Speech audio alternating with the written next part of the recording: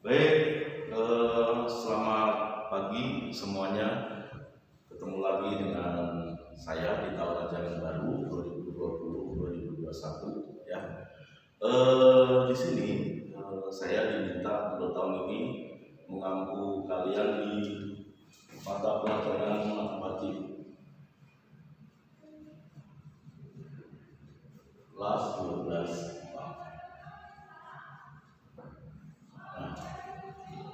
Semoga kalian semuanya dalam keadaan sehat. Tentunya ini pembelajaran sudah dimulai kembali, tetapi karena kondisi masih seperti ini, maka masih dilakukan pembelajaran jarak jauh. Ya.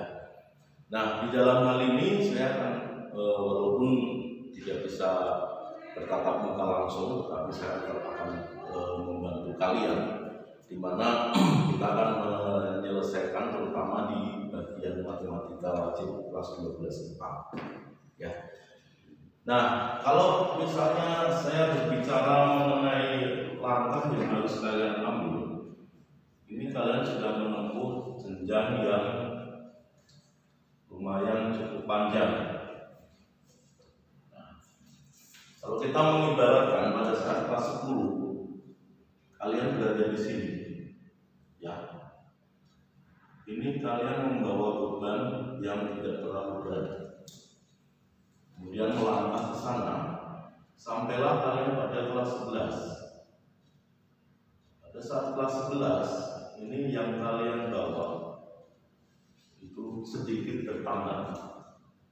Nah, ini kalian sudah sukses, kemudian masuk lagi ke kelas 12. Di sini yang beban yang kalian bawa itu sedikit lebih besar.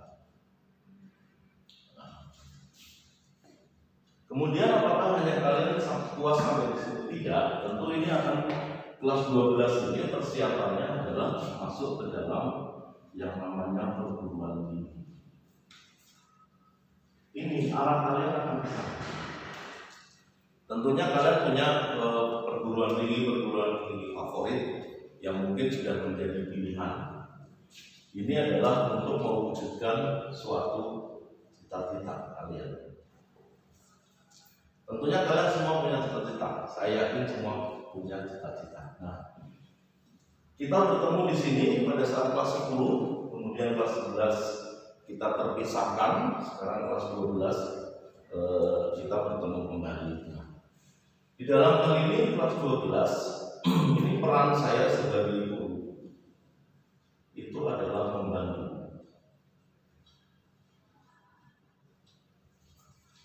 untuk arahnya adalah kalian menuju perguruan tinggi. Sementara sebelum ke perguruan tinggi ini pasti kalian harus mengalami proses kelulusan.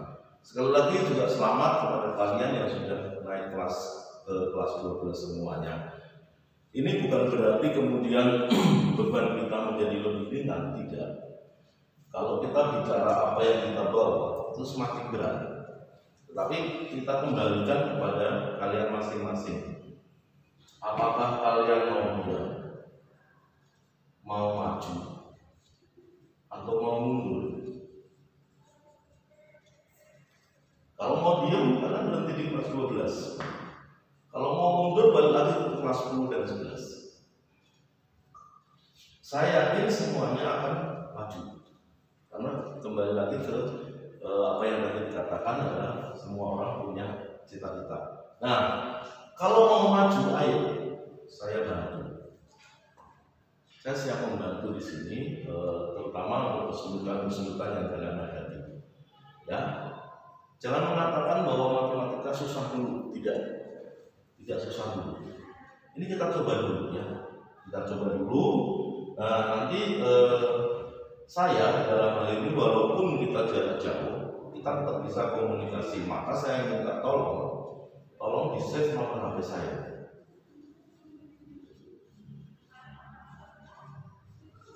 Nah, ini silakan di save.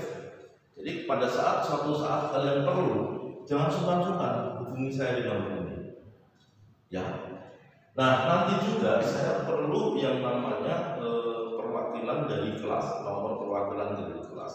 Saya tidak mungkin akan nge-save nomor kalian semuanya, ya. Tidak mungkin karena kapasitas. Jadi saya minta nomor perwakilan kelas supaya nanti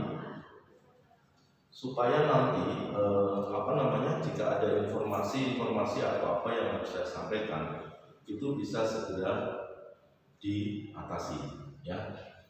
Ini tolong nanti salah satu dari perwakilan kelas kalian ngechat ke saya via WA boleh ke nomor ini, ya. Nah, kemudian jika kalian mengalami kesulitan, ini sudah agak sedikit berbeda dengan sebelumnya. Ini saya minta tolong kalian betul-betul kembali ke pribadi masing-masing supaya akan kalian tempuh di arah kedepannya untuk kelas 12. Maka di dalam hal ini guru matematik ada banyak. Kalau seandainya kalian kesulitan dengan saya, bisa menghubungi guru matematik yang lain. Silahkan, tidak masalah, ya. Tapi saya berharap mudah-mudahan saya bisa membantu kalian di dalam pembelajaran ini, ya. Nah, ini sedikit mengenai gambaran yang harus kalian tempuh, rute perjalanan yang harus kalian tempuh seperti ini. Kemudian untuk metode pembelajaran jarak jauh ini nanti akan dibagi ke dalam dua metode. Jam pelajaran pertama sampai 4 dan jam pelajaran 5 sampai 9. Ini kita sebut sebagai minggu sekarang, minggu kedua berarti, ya. Nanti minggu ketiga. Nah, ini nanti dibagi ke dalam dua metode pembelajaran seperti ini. Untuk yang sekarang, ini yang mendapatkan jadwal yang pertama sampai jam 4. Ini yang disebut dengan video conference. Artinya nanti kita bisa komunikasi. Guru akan mengadakan pembelajaran dengan murid itu via bisa Google Meeting, bisa Zoom. Nah, di situ kita bisa interaksi, bisa komunikasi. Nah, kemudian yang tercatat jam 5 sampai 9 ini adalah penugasan mandiri. Penugasan mandiri itu seperti ini.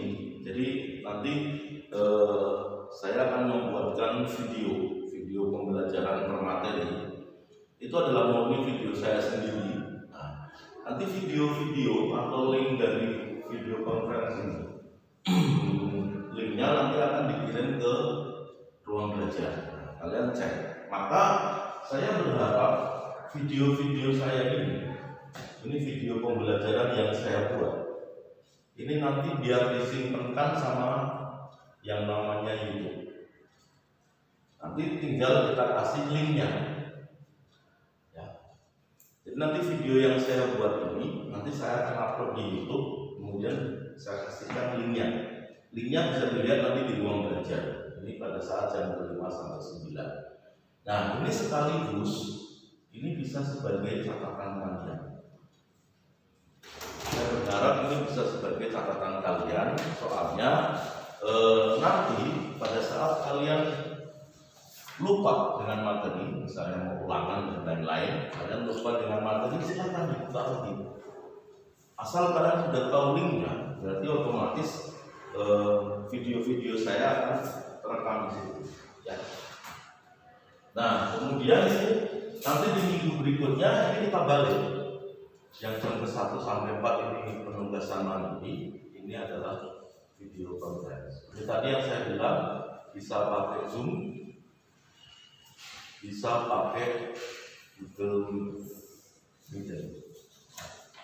Nah, ini kemungkinan nanti akan saya berikan tugasnya yaitu dalam bentuk YouTube atau soal. Tapi yang jelas untuk materi-materi pasti saya akan berikan link YouTube-nya. Walaupun jatahnya ada di sini, di video conference atau di penugasan mandiri, jadi nanti semua dapat linknya. Karena ini tadi kita balik lagi. Ini sebagai catatan kalian. Ya, saya berharap catatan kalian nanti tidak lagi menuliskan di buku, tapi kalau mau disalin silakan. Tapi kalau seandainya tidak, ini sudah ada catatan yang disimpankan di YouTube. Ya. Untuk buku pembelajaran, buku paket nanti kita pakai dari Penerbit Erlangga, tapi sekarang belum ada bukunya, jadi saya belum bisa memberikan contoh gambaran bukunya. Kemudian nanti untuk penugasan itu ada link juga yang tugas harus dikirim kemana. Maka adalah yang menjembatani antara saya dengan kalian itu adalah ruang belajar. Nanti jika ada jadwal pembelajaran matematik, ini tolong dicek di ruang belajar. Kita harus melakukan Zoom meeting atau Google meeting, atau kita harus melihat link video, atau kita harus mengerjakan tugas-tugas yang lain. Ini nanti dilihat di sini, dicek di sini, ya. Kemudian untuk jadwal, ini kode saya adalah 76. Jadi jangan sampai kembali. Kode saya adalah 76. Di sini mak wajib, ya. Di sini adalah mengajarkan mak wajib. Sekali lagi, ini nomor HP saya, tolong di-save. Kita kembali ke pribadi masing-masing, kebutuhan kita ke pribadi masing-masing. Saya tidak bisa melihat kalian semuanya di dalam suatu kelas. Jadi kalau kalian merasa saya ingin ada yang sesuatu yang saya tanyakan, silakan kontak dengan saya, ya. Tapi tolong disebutkan nama, karena kembali tadi saya tidak mungkin nge-save nomor kalian semuanya karena keterbatasan semuanya, ya. Tetapi ada satu perwakilan dari kelas yang mungkin nanti nomornya 1 atau 2 orang perwakilan kelas yang akan saya simpan. Nah, saya kira ini cukup jelas mengenai gambaran metode yang akan dipelajari nanti. Cukup jelas ya. Jika ada pertanyaan silakan kontak ke nomor saya. Baik. Kalau sudah cukup jelas tentang gambaran ini, sedikit hal yang materi yang awal yang harus kita selesaikan. Karena kemarin di dalam semester kemarin, kelas 11 kemarin, memang kita berhambat oleh adanya pandemi COVID-19 sehingga sempat ada PSBB, sehingga pembelajaran kemarin juga kita lanjutkan secara PJJ, pembelajaran jarak jauh. Maka sebenarnya untuk materi kelas 11 sambil menunggu buku yang ada, ini ada materi kelas 11 yang belum terselesaikan. Ini adalah materi kelas 11 yang belum terselesaikan, yaitu mengenai aplikasi turunan.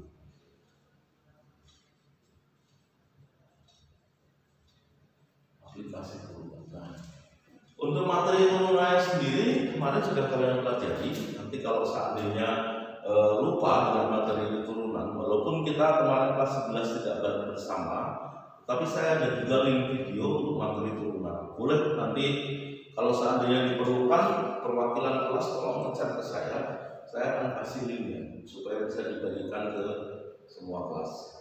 Begitu ya. Baik, kita akan masuk ke aplikasi turunan. Aplikasi itu apa sih? Penggunaan. Jadi turunan sudah kita pelajari kemarin.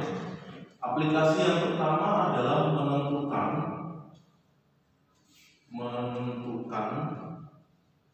nilai optimum.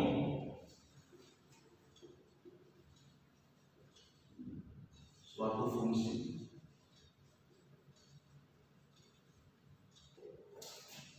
Fungsi kuadrat.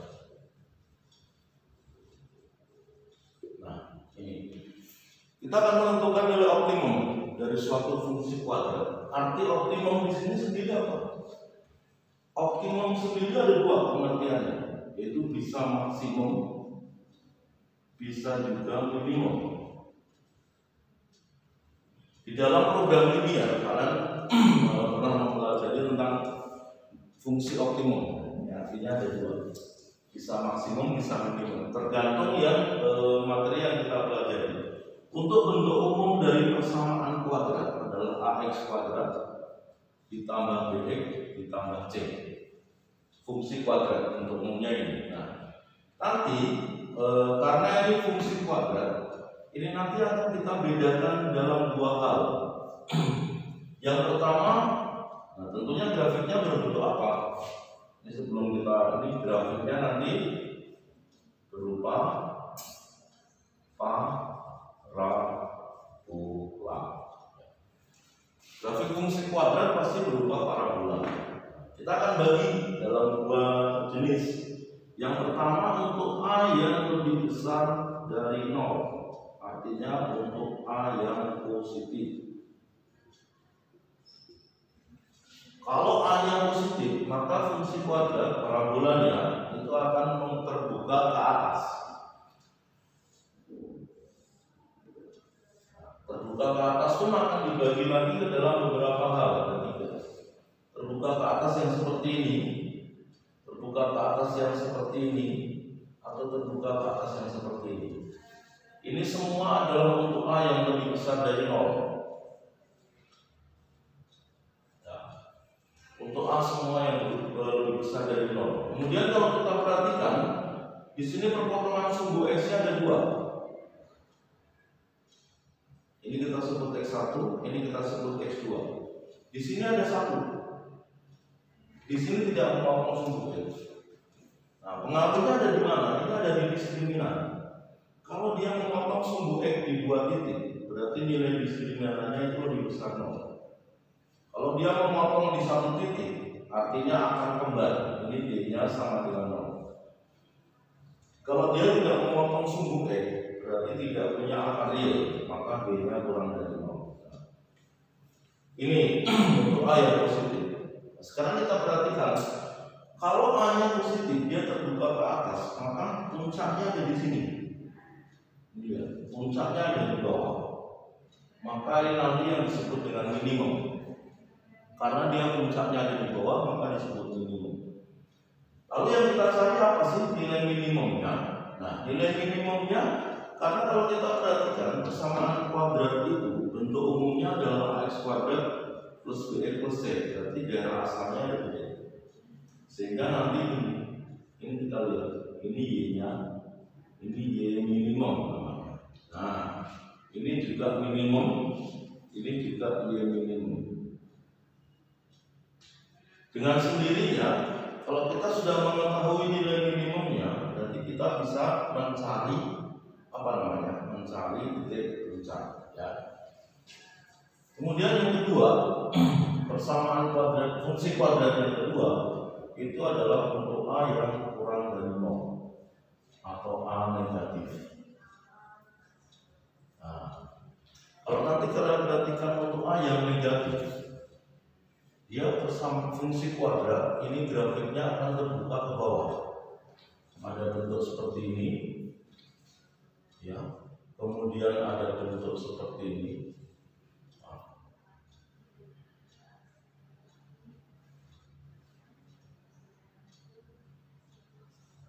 Nah, ada bentuk seperti ini dan ada bentuk seperti ini. Ini adalah berlaku untuk A yang kurang dari 0 semuanya, karena dia terbuka ke bawah. Kemudian kembali, ini ada 2 titik potong di sumbu X, berarti dengan sendirinya D-nya lebih besar 0. Ini ada 1 titik potong, berarti D-nya sama dengan 0. Ini tidak memotong sumbu X, berarti D-nya kurang dari 0. Seperti yang pertama tadi, kalau kita perhatikannya puncaknya ada di atas. Maka ini yang disebut nanti mencari nilai maksimum. Karena dia puncak ada di atas. Ini tadi yang disebut mencari nilai minimum. Nah, gitu ya. Ini gambaran, jadi nanti kalian perhatikan dulu. Kalian jangan kemudian bingung, ini mau yang dicari maksimum atau minimum. Kalian perhatikan dulu fungsi kuadratnya. A-nya positif atau negatif? Kalau A-nya positif, berarti yang dicari adalah minimum. Kalau A-nya negatif, yang dicari adalah maksimum. Maka karena di sini ada minimum, ada maksimum, kita balik pengertiannya menggunakan optimum. Maka nilai optimum sendiri ada 2. Ya. Oke. Ini gambaran sekilas mengenai kapan yang dicari maksimum, kapan yang dicari minimum, tapi langkah yang kita tempuh adalah sama. Bagaimana cara mencarinya? Saya punya soal yang pertama seperti ini. Yang pertama, tentukan nilai minimum dari fungsi f(x) sama dengan x kuadrat. Misalnya min 6x ditambah 9 ditambah x min 6x ditambah 8 ya. Ini saya punya fungsi kuadrat seperti ini. Nah, perhatikan dulu di sini adalah A-nya sama dengan 1, ya kan? B-nya sama dengan min 6, C-nya sama dengan 8. Lihat, A-nya sama dengan 1. Berarti A ini lebih besar dari 0 atau positif. Maka perhatikan, yang dicari adalah nilai minimum, ya, karena A-nya positif. Oke, baik. Lalu bagaimana penyelesaiannya itu? Sebenarnya kalau kalian tidak mau menggunakan turunan juga tidak apa-apa.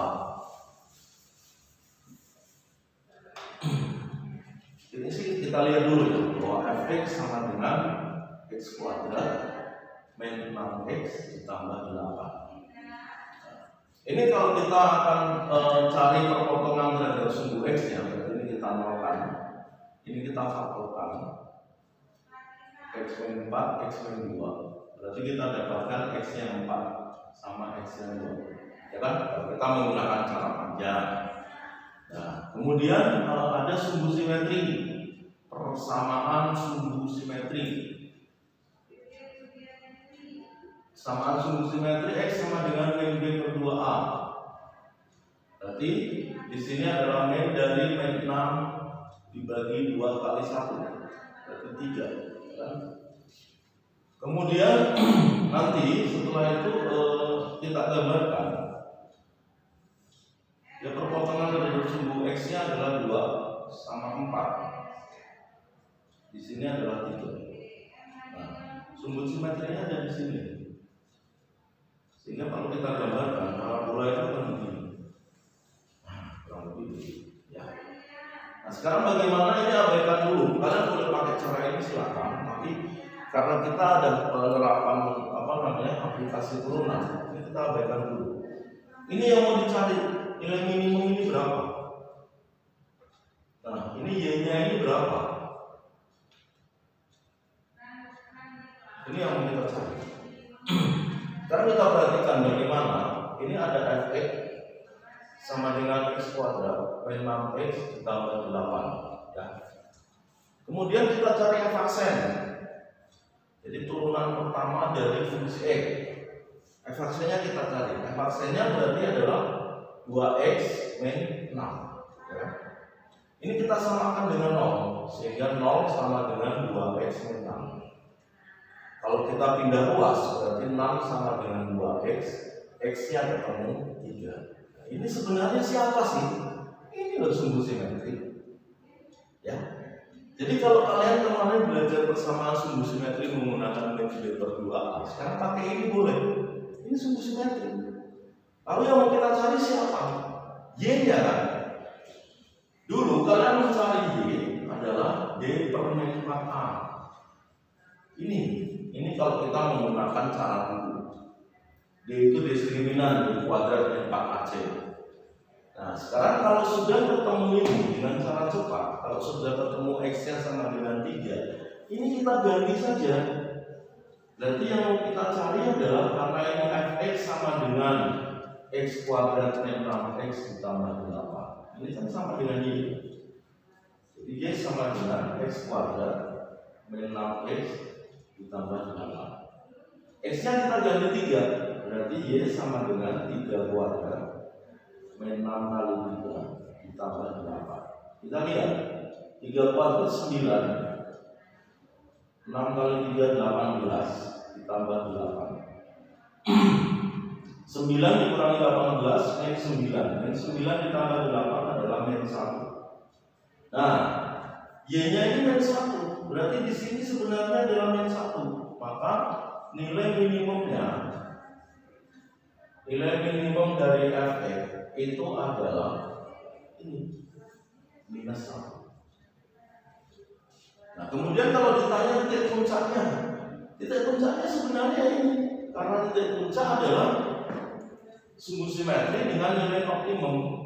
Maka kalau pertanyaan dilanjut, titik puncaknya adalah x, y. Itu berarti sama dengan x-nya 3, y-nya minus 1. Nah, ini contoh pertama.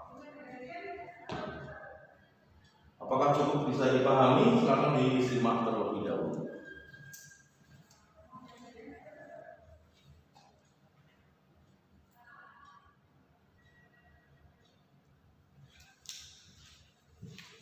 Nah baik, sekarang bagaimana kalau kita memasuki contoh yang kedua? Saatnya kita menggunakan contoh yang kedua. Sehingga nanti kalau sudah contoh pertama tadi sudah jelas, contoh pertama saya masih menyinggung menggunakan sumbu simetri. Artinya pembelajaran, metode pembelajaran atau cara-cara yang dulu pernah kalian pelajari. Nah, sekarang di kelas 12 kita melihat ini. Contoh yang kedua, saya punya fungsi f. Misalnya kita sebut saja sebagai berapa? Min x kuadrat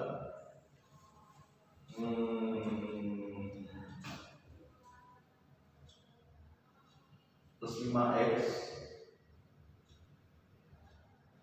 4.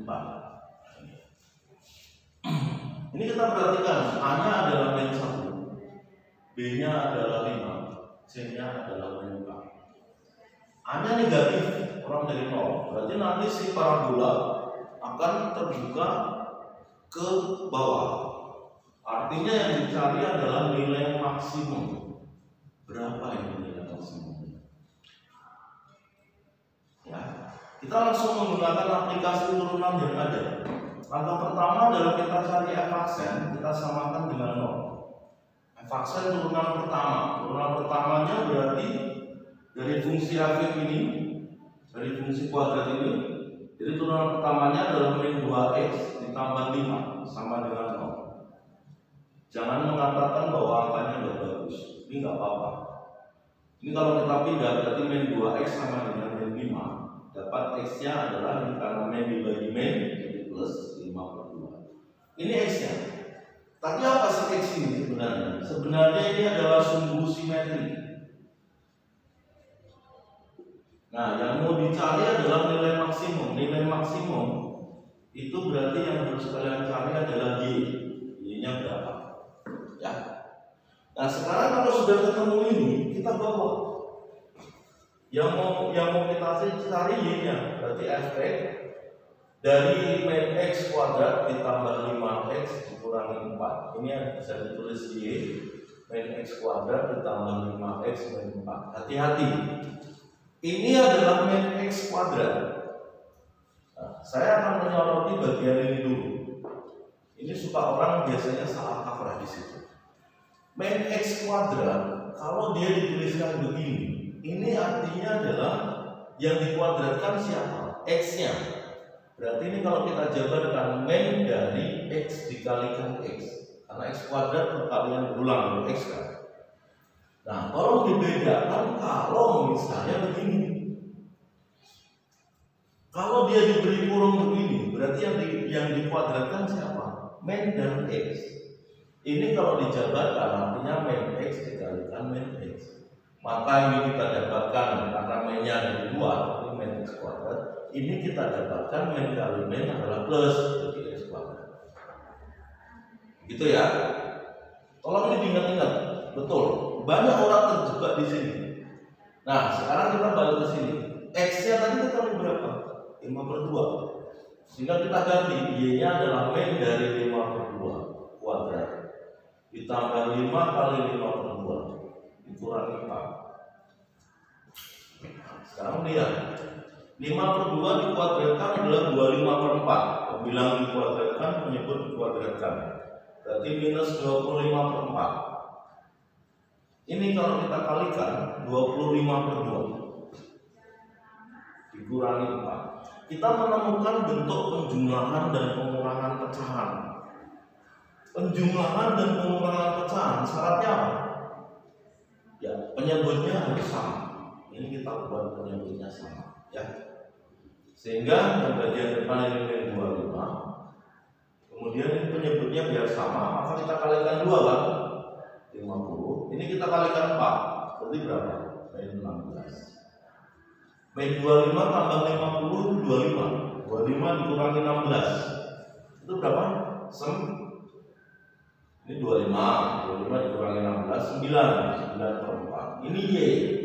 Nah, ini Y-nya sudah ketemu, maka ini nilai maksimum.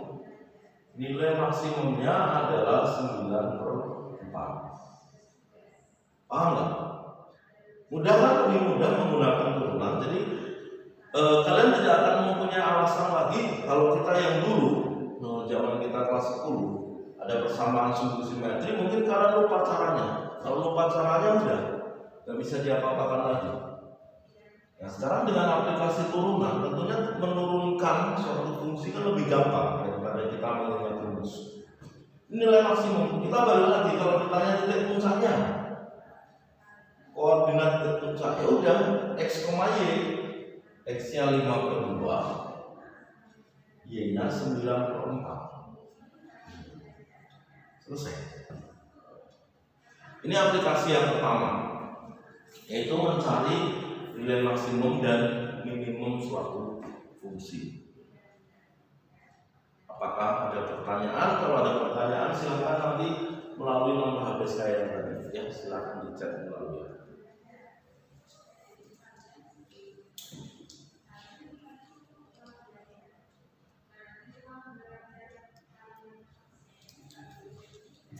Nah, baik, kemudian kita akan masuk ke aplikasi yang kedua.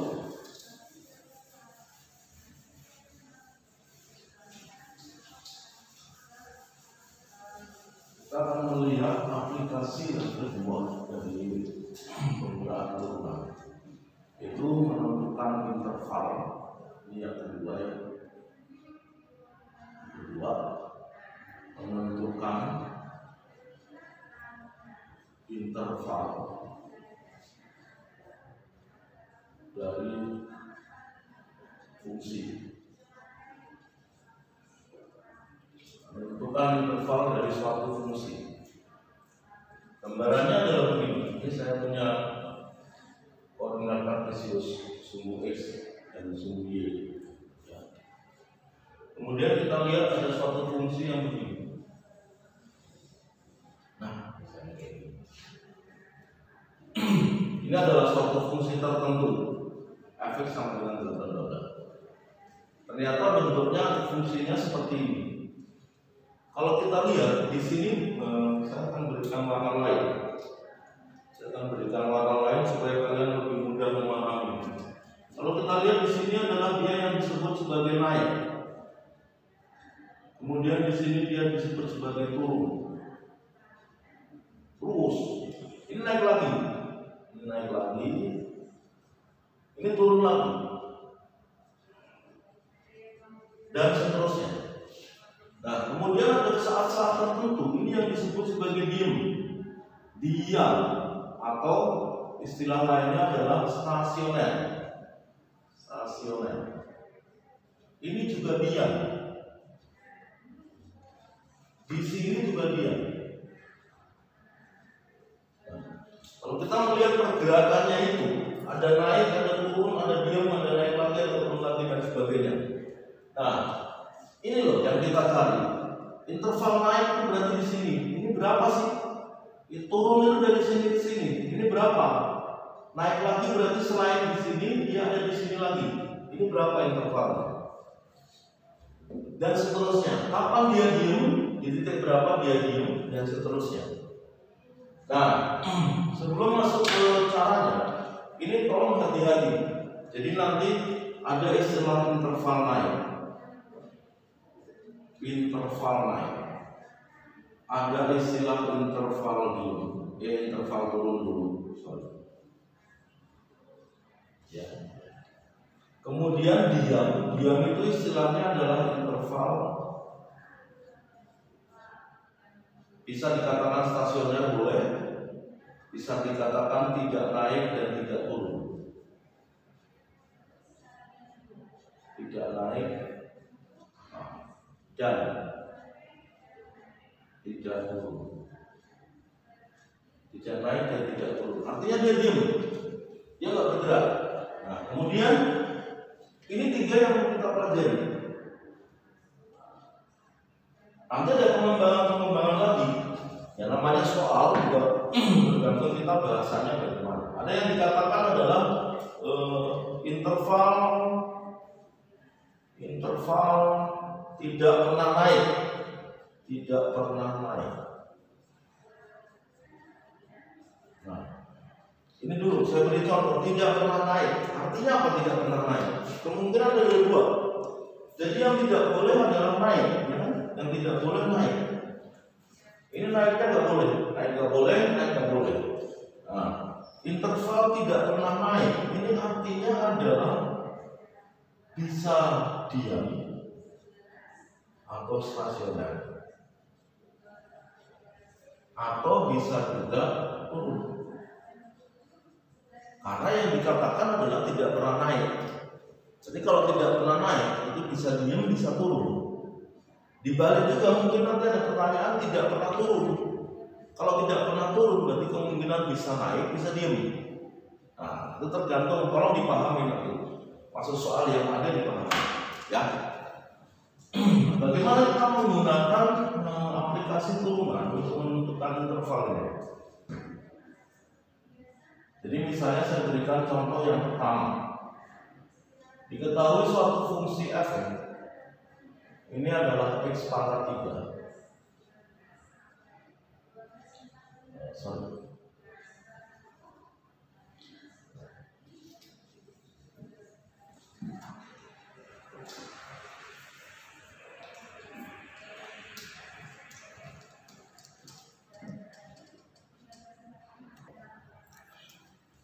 Baik, kita perhatikan contoh berikut yang mengenai interval naik dan interval turun.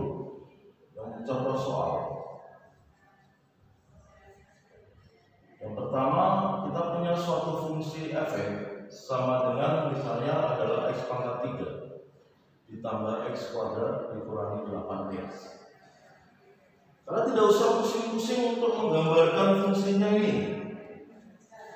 Yang ditanya hanya tentukan interval naik. Interval naik dan yang B adalah interval turun. Yang C boleh dikatakan stasioner. Nah, bagaimana langkah-langkahnya? Kita lihat aja bahwa kembali lagi kita tidak usah pusing memikirkan grafiknya ini bagaimana, tidak perlu. Nah, ini langkah-langkahnya adalah untuk menentukan interval ini. Maka dari f(x), ini jawabannya ya. Maka dari f(x) sama dengan x pangkat 3 ditambah x kuadrat min 8x. Ini kalian cari turunannya. F aksen x. Berarti turunannya didapatkan 3x kuadrat ditambah 2x min 8. Ya. Kemudian yang A, suatu fungsi dikatakan naik itu jika f aksen x lebih besar dari 0. Maka kalau kita menggunakan cara ini tolong diperhatikan, interval naik itu jika f aksen lebih besar dari 0. Siapa f aksennya? Ini. Jadi kita dapatkan 3x kuadrat plus 2x min 8 ini lebih dari 0. Ini namanya adalah pertidaksamaan kuadrat yang kita dapatkan. Ini kita buat dulu, kita faktorkan dulu, kita samakan dengan 0 untuk mencari nilai-nilai x-nya. Ini kalau kita faktorkan adalah 3x, x, kemudian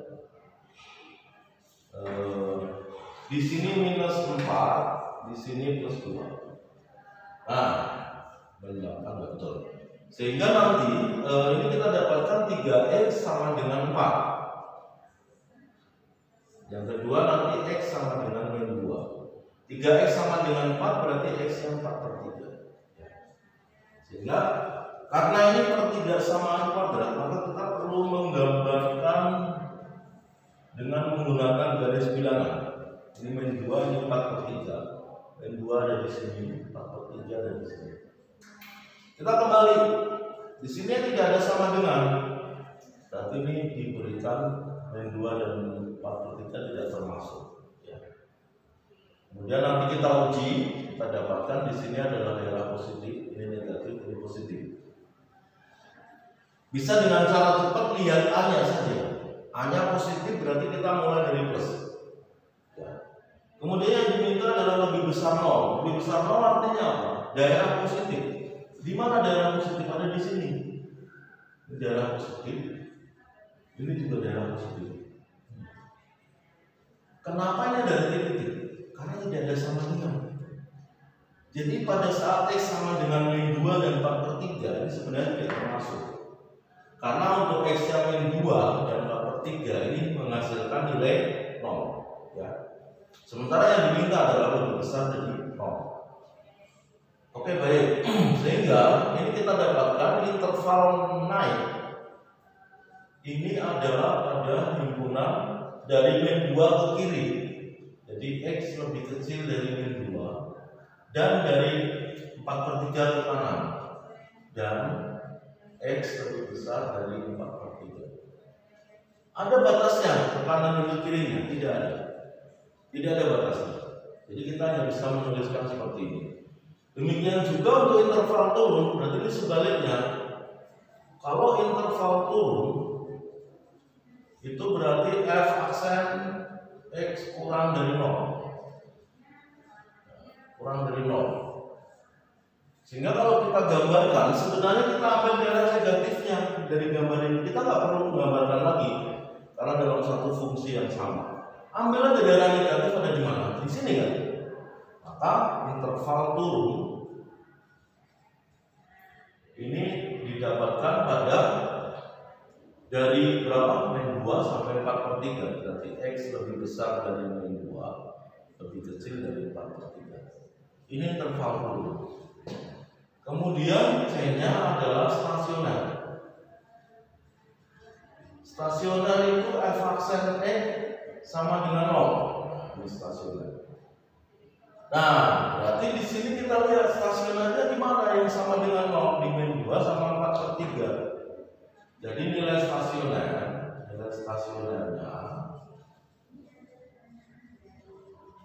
ini ada X sama dengan min 2 sama X sama dengan 4/3. Ini stasioner. Nah, sehingga penerapan yang kedua ini yang perlu kalian lihat adalah ini yang menjadi catatan kalian.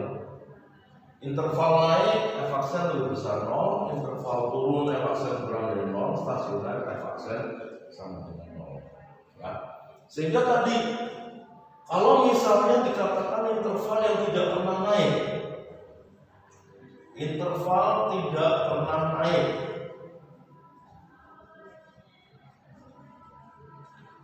tadi ini penerapan pengembangan dari soal tidak pernah naik. Artinya apa tadi tidak pernah naik? Kalau tidak diam ya turun. Nah, diamnya stasionernya sama dengan 0, turunnya lebih kecil sama dengan 0. Maka ini kalau kita gabungkan F aksen lebih kecil sama dengan 0. Ini tidak pernah naik.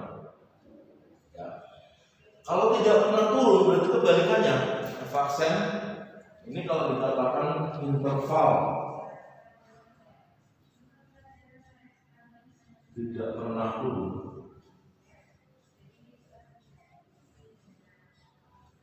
kalau tidak pernah turun itu artinya kalau tidak naik diam, ya kan? Naiknya lebih besar 0, diamnya sama dengan 0. Berarti ini F aksen X lebih besar sama dengan 0.